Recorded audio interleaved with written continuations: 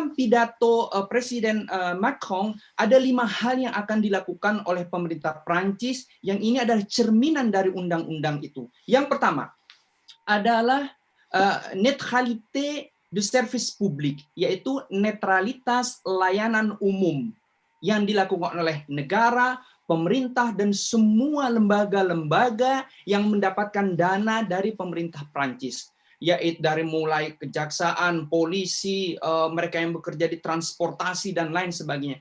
Semua orang yang bekerja di Kementerian Layanan Umum harus netral dalam persoalan keagamaan. Kenapa? Karena diduga di servis publik Prancis terduga telah mengalami radikalisasi yang luar biasa. Ini ada buku yang luar biasa sekali, penelitian dan penelitian serta mengikuti dari dekat proses radikalisasi yang ditulis oleh Eric Diard dan André Wagner. Judulnya Radikalisation au cours de service public. Jadi radikalisasi di tengah layanan umum, maksudnya kementerian, departemen, BUMN, dan lain-lain. Di bidang olahraga, rumah sakit, transportasi, dan lain sebagainya. Jadi memang ada radikalisasi yang luar biasa. Karena itu undang-undang ini melalui Macron akan tegas untuk kembali menunjukkan netralitas para pekerja di layanan umum. Tidak boleh pakai turban untuk tidak boleh pakai jilbab bagi perempuan, tidak boleh bagi Yahudi dan Kristen misalnya menunjukkan tanda-tanda kekristenan atau keyahudiannya. Yang kedua, pengawasan terhadap lembaga-lembaga, yayasan-yayasan, asosiasi keagamaan manapun di seluruh Prancis, yaitu yayasan dan asosiasi yang menerima uang dari negara. Kenapa? Karena ternyata banyak sekali asosiasi-asosiasi ini menggunakan uang itu untuk kepentingan gerakan ideologi politiknya. Yang kedua. Yang ketiga adalah pendidikan atau sekolah. Selama ini pendidikan dan sekolah ini menjadi tempat juga radikalisasi. Mengapa? Ternyata negara tidak mampu memberikan hal-hal yang memang warga negara Prancis mendapatkannya. Contohnya begini, konkretnya, di sekolah ini tidak memberikan pengajaran-pengajaran keagamaan. Ya kan? Karena Prancis nggak bisa memberikan pengajaran keagamaan. Beda dengan Belgia. Belgia itu konsepnya bukan laicite, tapi neutralité, netralitas. Di Belgia itu ada pelajaran agama 1 minggu itu 2 jam. Di Prancis tidak boleh. Nah, karena ada larangan pengajaran keagamaan di sekolah, anak-anak ini melalui orang tuanya mencari asosiasi-asosiasi atau sekolah Sabtu dan Minggu. Dan di sana ternyata ditemukan justru sebagai lumbung-lumbung pusat-pusat untuk melakukan radikalisasi kelompok-kelompok ini yang oleh Presiden Macron di dalam pidatonya jelas disebutkan dilakukan oleh satu kelompok Ikhwanul Muslimin, yang kedua oleh Salafi dan Wahabi. Yang ketiga, yang keempat, Presiden Macron melalui undang-undang ini ingin membuat satu Islam ala Prancis yang disebut sebagai Islam des Lumières, Islam yang bercahaya, Islam yang tercerahkan. Wah, Islam yang tercerahkan, yaitu versi Islam, nilai-nilai ajaran Islam yang berkesesuaian dengan nilai-nilai Republik Prancis dengan tetap menghargai pemisahan antara agama dan negara. Apa itu? Tidak boleh masuk nilai-nilai ideologisasi politik dalam politik dan bernegara.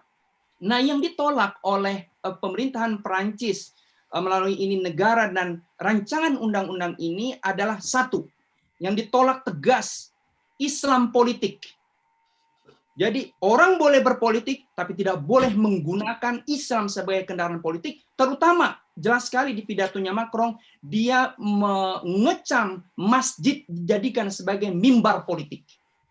Nah, inilah yang dilakukan kelompok-kelompok yang tadi itu, Islam radikal. Siapa Islam radikal? Jelas sekali pemerintah Prancis ingin mengambil bukan seluruh umat Islam, tapi hanya minoritas kecil. Siapa itu Islam radikal? Siapa Islam radikal itu? Ikhwanul Muslimin dan Salafi Wahabi. Ini sudah jelas sekali. Jadi target undang-undang ini bukan Islam, bukan umat Islam, tapi mereka yang radikal, yaitu mereka orang-orang di Ikhwanul Muslimin dan Salafi Wahabi. Yang kedua, Islam konsuler, yaitu Islam yang diwakili oleh kedutaan-kedutaan besar yang ada di Prancis. Maroko melalui kedubes Maroko, Turki melalui kedubes Turki, Aljazair melalui kedubes Aljazair. Nah, ini Macron mau putus melalui undang-undang ini karena negara-negara ini menjadi satelit. Apa yang negara ini katakan, maka itu menjadi kebijakan para imam dan khatib asal warga negara mereka di Prancis. Ini yang akan dipotong. Yang ketiga, Macron berupaya sesungguhnya bagus sekali, ingin melindungi masjid-masjid ini dari kudeta merangkak yang dilakukan oleh Ikhwanul Muslimin dan Salafi Wahabi. Ini orang Ikhwanul Muslimin dan Salafi Wahabi selalu mengambil masjid dari masyarakat Muslim secara umum dan menjadikan masjid-masjid itu sebagai ideologisasi para pemuda Muslim yang sehingga mereka menjadi jihadis radikal yang tercatat sampai ratusan orang. Kemudian, tapi luar biasa ini. Dari kebijakan undang-undang ini, Macron akan menggelontorkan puluhan miliar euro untuk apa? Satu, untuk meningkatkan pengajaran, pendidikan, kajian Islam di seluruh universitas Prancis. Jadi akan dibuka nanti departemen, jurusan-jurusan, fakultas kajian keislaman terhebat di dunia. Agar apa? Justru untuk memahami Islam dan kebudayaan peradaban Islam. Akan merekrut mengenai kita harus mengajarkan katanya filsafat Ibn Rushd, kemudian Ibn Khaldun dan lain-lain. Untuk apa? Agar kita orang Prancis paham mengenai peradaban kebudayaan Islam. Yang kedua, akan diambil alih pengajaran keagamaan Islam dan pengajaran bahasa Arab oleh negara. Ini luar biasa. Bayangkan, ada 60-300 ribu anak Muslim yang belajar dari tingkat SD sampai SMA, yang selama ini 60.000 itu belajar di asosiasi, yayasan, sekolah-sekolah yang diduga berafiliasi terhadap Ikhwanul Muslimin Salafi Wahabi. Bagi Macron, ini kegagalan pemerintah Prancis dan kami akan ambil alih seluruhnya. Mulai tahun 2021 akan ada pengajaran bahasa Arab. Jadi mereka tidak lagi belajar ke asosiasi yayasan-yayasan itu, tapi di sekolah sekarang.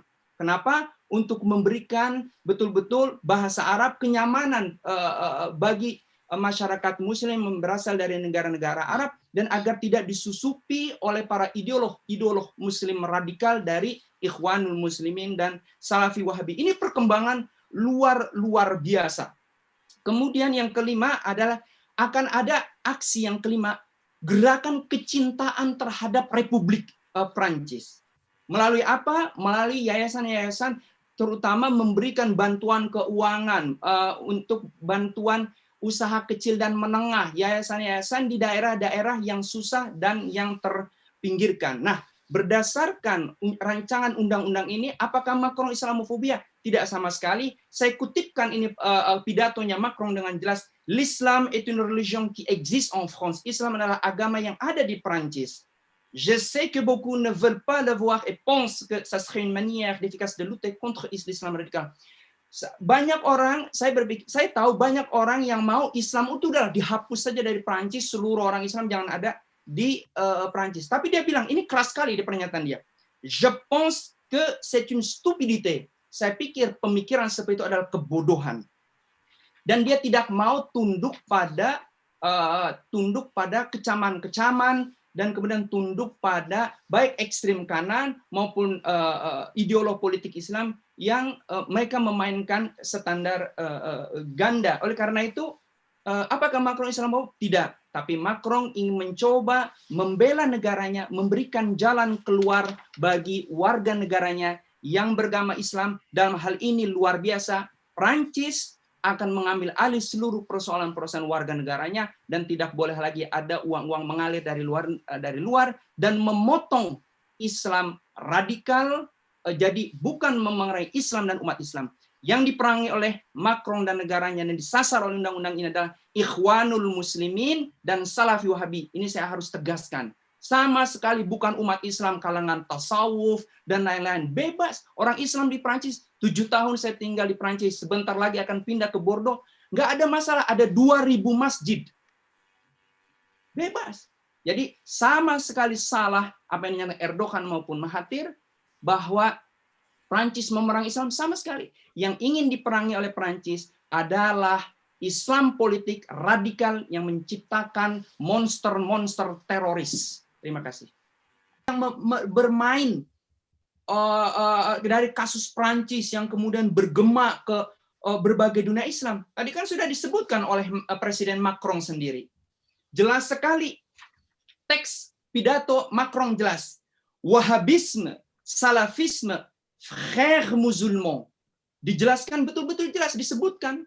Ikhwanul Muslimin dan Salah Wahabi. Dan memang orang-orang yang bergerak di belakangnya adalah Abdul Hakim Safrawi misalnya. Ini adalah imam ekstremis yang mengunggah tautan hasutannya ke YouTube yang akhirnya didengar oleh pemuda muslim imigran asal Ceknya ini berumur 18 tahun yang kemudian bertanya dan akhirnya menggorok guru sejarah dan geografi Samuel Paty terpotong menjadi 2.